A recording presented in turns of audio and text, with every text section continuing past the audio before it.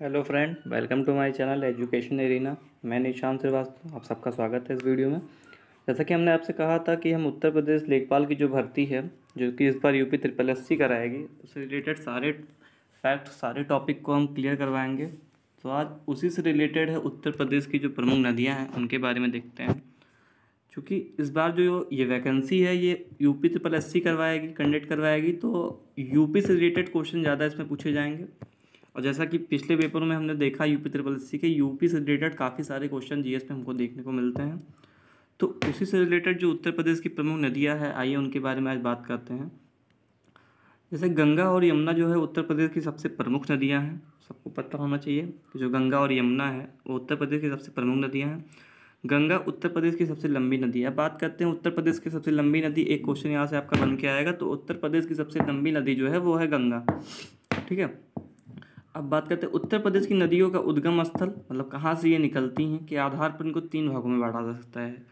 जो उत्तर प्रदेश की नदियाँ हैं वो कहाँ कहाँ से निकलती हैं, उनको 3 चीज़ों में डिवाइड किया गया है।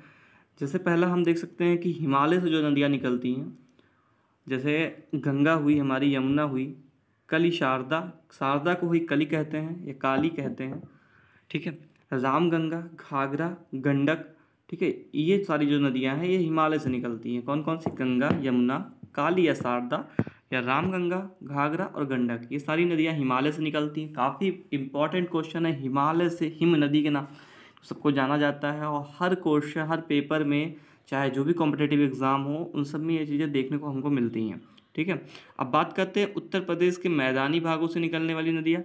तो मैदानी भागों से निकलने वाली नदियों की संख्या बहुत ही कम है। जैसे बात करते हैं गोमती नदी जो है, वरुणा नदी जो है, पांडव नदी जो है, ईशन और रिहंद नदी जो है, ये सारी नदियाँ उत्तर प्रदेश के मैदानी भागों से निकलती हैं।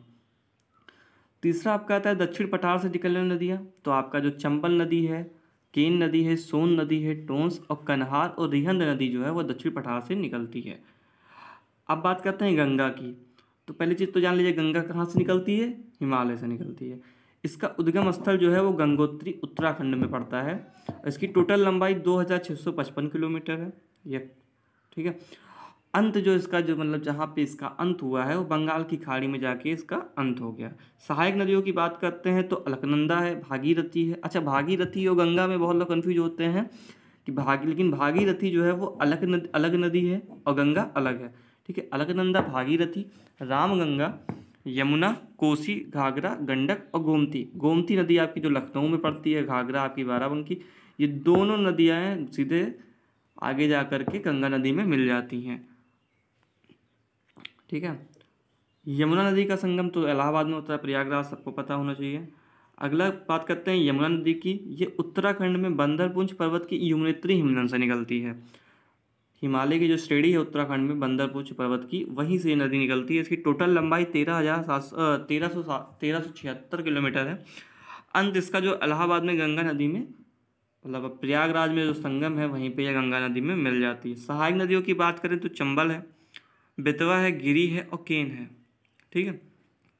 अगले की बात करते हैं नेक्स्ट की आपकी, तो गंगा, रामगंगा नदी।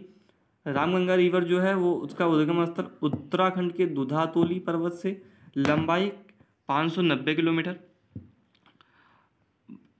बात करते हैं कि कहाँ इसका अंत हुआ है, तो कन्नौज के निकट गंगा में मिल जाती है। ये भी कहाँ मिलती है? कन्नौज के निकट गंगा में मिल जाती है। सहायक नदी की बात करें तो कोह नदी इसकी सहायक नदी है। बात करते हैं घाघरा नदी की। तो घाघरा नदी का उद्गम स्थल जो है वो तिब्बत की पहाड़ियों से होता है। लंबाई इसकी 1080 किलोमीटर है। अंत जो है इसका छपरा बिहार के निकट गंगा नदी में हो जाता है। छपरा में इसका निकलती कहाँ से है? तिब्बत में। लंबाई टोटल है 1080।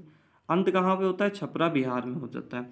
सहायक नदी की बात करें तो राप्ता सागर और छोटी गंगा। राप्ता नहीं है, राप्ती है। जो राप्ती नदी आपकी है वो जाके आगे जाके घाघरा में मिल जाती है। अच्छा, राप्ती नदी जो है उसका उद्गम स्थल कहाँ पे है? नेपाल में है। ठीक है।